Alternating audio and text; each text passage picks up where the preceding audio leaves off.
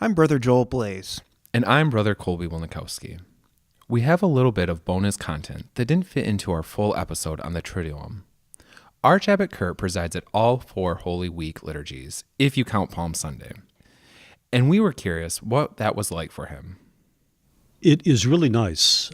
One of the things that can often be missing in a monk priest's life is that because he's not out working in a parish, he'll be celebrating the Holy Week services with his community, and again, it's the abbot or another superior who traditionally takes the lead role in that.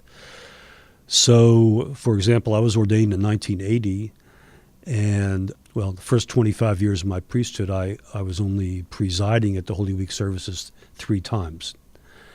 And that's a shame in the sense of they're beautiful liturgies.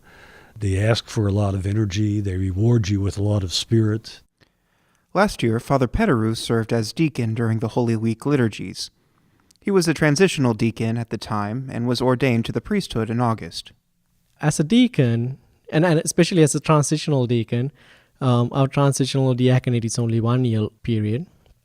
So I felt very special and lucky to be able to participate in the liturgies. I was looking forward to it for several years since I started my seminary studies here. I remember 2 years ago I started looking at that Exalted, start practicing. Actually, I was practicing the wrong Exalted all this time. That was kind of challenging. But I was excited. I was looking forward to this whole thing. There is a lot of symbolism in the Holy Week liturgies related to the role of the deacon. On Good Friday, the Roman Missal talks about how the deacon goes out and receives the cross, and at the Easter Vigil, it's the deacon who brings the Easter candle into the church and sings the Exultet.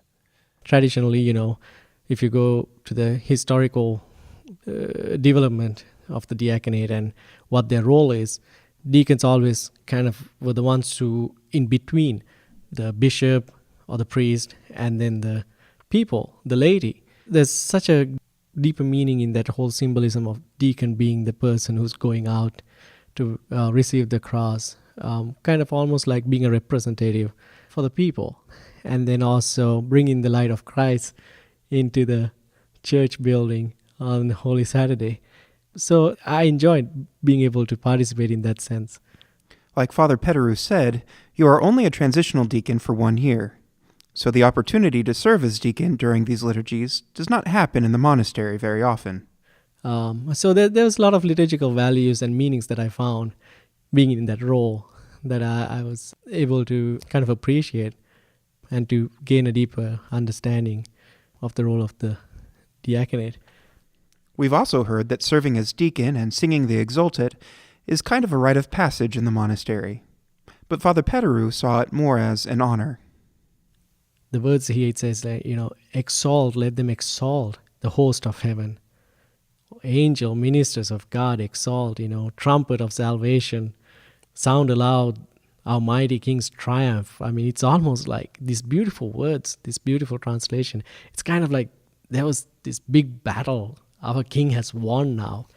It says, let us rejoice, let Mother Church also rejoice, arrayed with the lightning of his glory, And it says, let this holy building shake with joy, filled with the mighty voices of the people.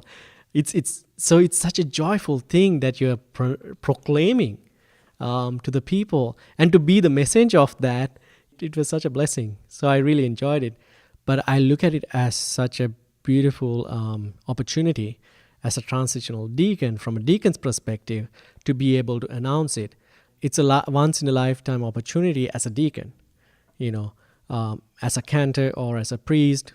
Some get to sing it more often, but in our community, it's a very rare opportunity because we are a community that has so many wonderful cantors, so many good singers, and so many priests who can sing. So I took it more as a rare opportunity, once-in-a-lifetime opportunity that I would get to be able to do this. Thanks for listening to this bonus content. And don't forget to tune back in next week to hear some stories of past Triduums.